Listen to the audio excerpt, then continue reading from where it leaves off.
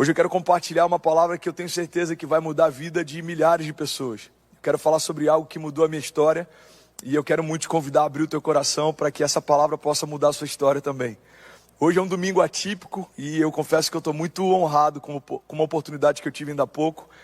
Fui convidado pela CNN Brasil para participar de um painel falando sobre expectativas para 2022. E é impossível falar de expectativas para o novo tempo sem falar de esperança.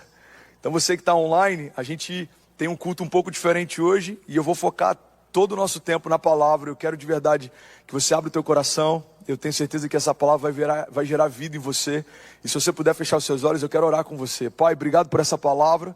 Obrigado por tudo que está sendo liberado. Obrigado, Jesus, pela esperança viva invadindo cada família, cada casa, tocando cada nação agora. Nós cremos que a esperança tem um nome, Pai. A esperança se chama Jesus e eu oro para que essa esperança viva mude histórias nessa noite. Pai, eu oro para que haja cura, para que haja sinais, para que haja maravilhas. Eu oro para que essa palavra, Pai, seja como um divisor de águas na nossa história. Essa é a nossa oração, em nome de Jesus. Amém, amém e amém. Eu lembro que no ano passado, eu tive a oportunidade de ministrar um pouco antes da gente começar 2021. E o tema da mensagem que eu trouxe no ano passado é que nenhuma lágrima seria esquecida. E tem um salmo, está lá no Salmo 56, 8, o salmista diz assim: registra tu mesmo o meu lamento e recolhe as minhas lágrimas no teu odre. Acaso não estão anotadas no seu livro? Os meus inimigos retrocederão quando eu clamar por socorro. E com isso eu saberei que Deus está a meu favor. Eu lembro que eu terminei o ano passado liberando essa palavra que nenhuma lágrima seria esquecida. A gente enfrentou um ano difícil em 2020, a gente enfrentou um ano difícil em 2021, mas eu sinto no meu espírito que a palavra de ordem para 2022 é esperança. A palavra para reconstrução é esperança, a palavra para recomeçar é esperança.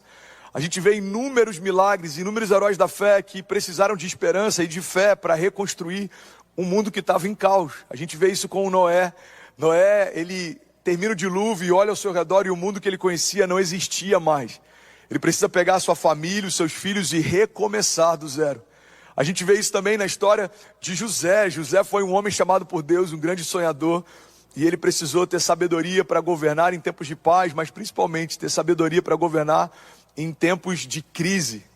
A gente vê isso na história da igreja, a gente vê isso na história de Pedro, estabelecendo os pilares fundamentais da igreja no início da igreja primitiva. E eu quero, em nome de Jesus, declarar que essas mesmas realidades você vai ver na tua história em 2022. A fé e a esperança guiando você, mesmo se algumas coisas não fizerem tanto sentido em alguns momentos. Tem uma passagem, está lá em Jeremias 29, 11, e eu amo falar sobre isso porque é uma passagem que a gente usa tantas vezes para encorajamento e para edificar quem está desanimando. Mas a gente precisa entender o contexto sobre o qual essa palavra foi liberada. Jeremias 29, 11 diz assim: porque sou eu que conheço o plano que tenho para vocês, diz o Senhor. Planos de fazê-los prosperar e não de causar dano. Planos de dar a vocês esperança e um futuro. É interessante porque Deus está dizendo para o povo a respeito dos pensamentos que Ele sabe que tem a respeito do povo.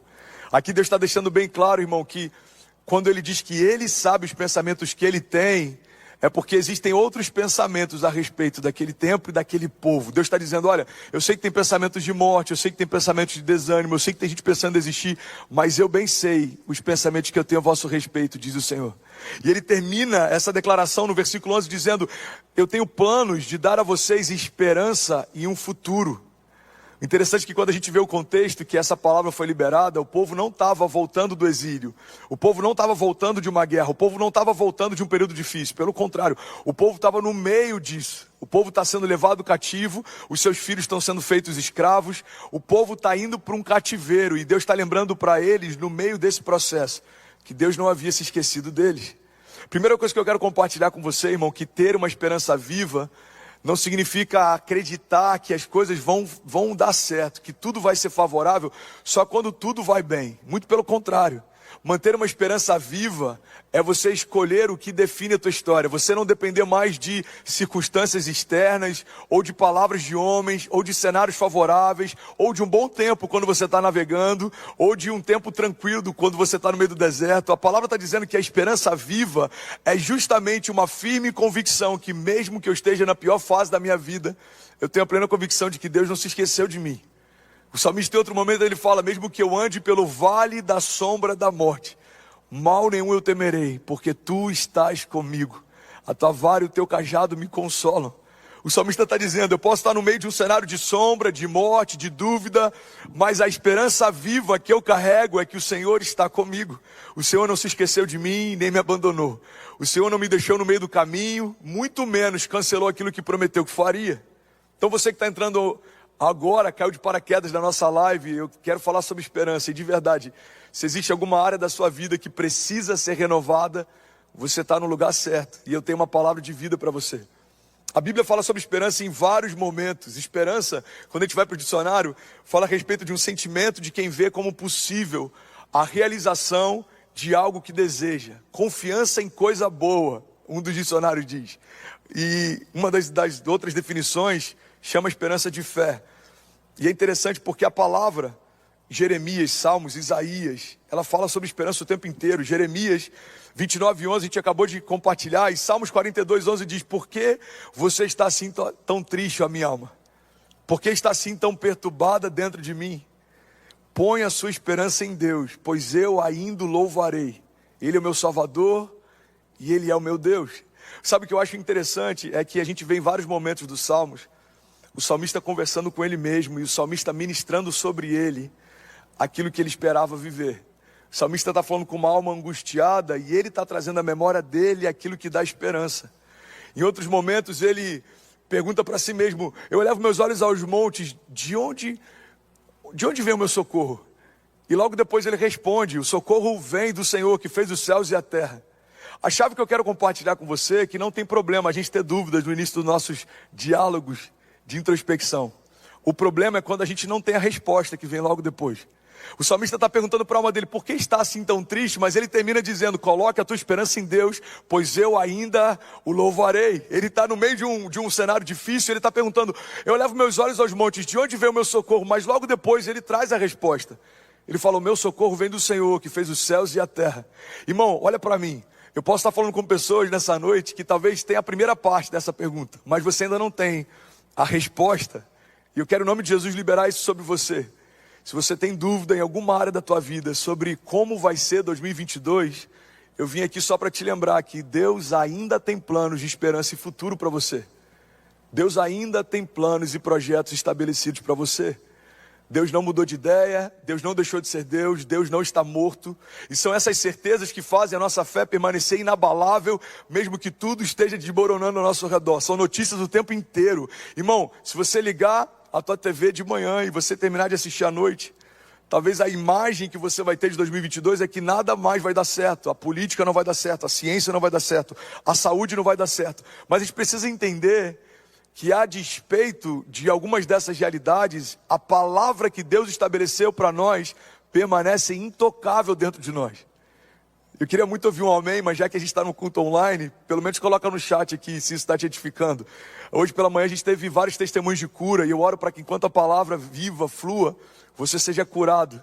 Se você tem alguma enfermidade, irmão, abre o teu coração, Jesus está pronto para curar você agora. Se você já foi curado ao longo desse culto, coloca o teu testemunho aqui no chat, vai edificar alguém que precisa de cura. Eu tenho certeza que Deus vai falar com a gente ao longo dessa noite. Eu queria de verdade que você tivesse esse entendimento. Existem duas coisas que são altamente contagiosas. Eu falei sobre isso um pouco mais na entrevista, um pouco mais cedo. O medo e a esperança, eles são altamente contagiosos.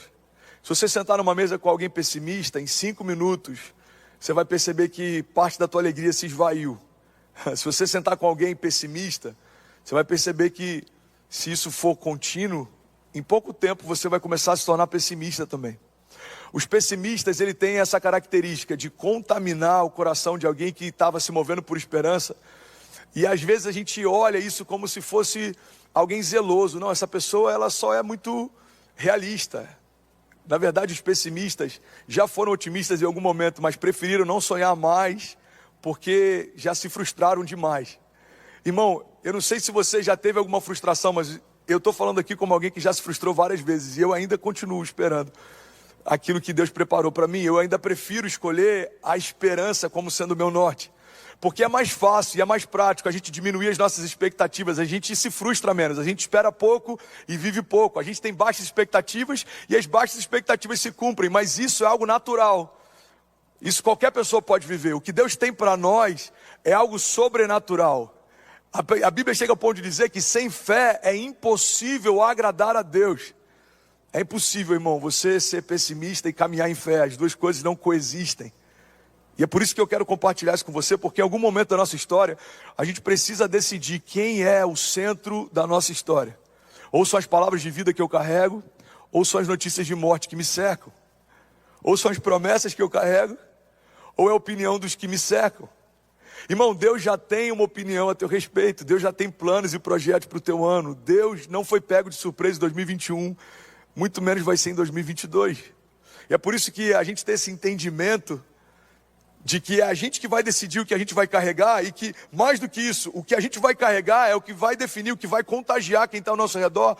A gente precisa ter esse entendimento que o início de cada ano é uma oportunidade da gente tirar o peso do medo e a gente se encher de esperança. Talvez você está me ouvindo, você é empresário, você quebrou nos últimos anos. Eu vim aqui só te lembrar, irmão, que o Deus que fez algo na tua história quando nada existia, pode fazer de novo, e de novo, e de novo. Again, again, again. Tem uma música, se eu não me engano, da Hilson, Do It Again, e eu gosto de colocá-la bem alto no meu carro, porque a gente tem que trazer à nossa memória que aquilo que Deus fez no passado, Ele está pronto para fazer de novo. Talvez você está me ouvindo e você está passando um problema de saúde. Você está ouvindo isso da boca de alguém que há 4 anos atrás foi livrado por Deus da morte. Eu vim aqui só para te lembrar que o Deus que curou a mulher do fluxo de sangue, ou curou o paralítico que desceu do telhado, ou curou os leprosos, irmão, é o mesmo Deus que continua fazendo milagres hoje. Então a pergunta é, em 2022, o que vai nortear a minha história? O medo ou a esperança? Irmão, é impossível a gente caminhar com Deus e ainda assim ser guiado pelo medo. Em cada decisão da nossa vida a gente vai ver uma bifurcação. E Deus sempre vai convidar a gente para ir para um caminho diferente daquele que o medo está convidando. Fundamentalmente, Deus e o medo não habitam no mesmo lugar. A Bíblia chega ao ponto de dizer que o verdadeiro amor lança fora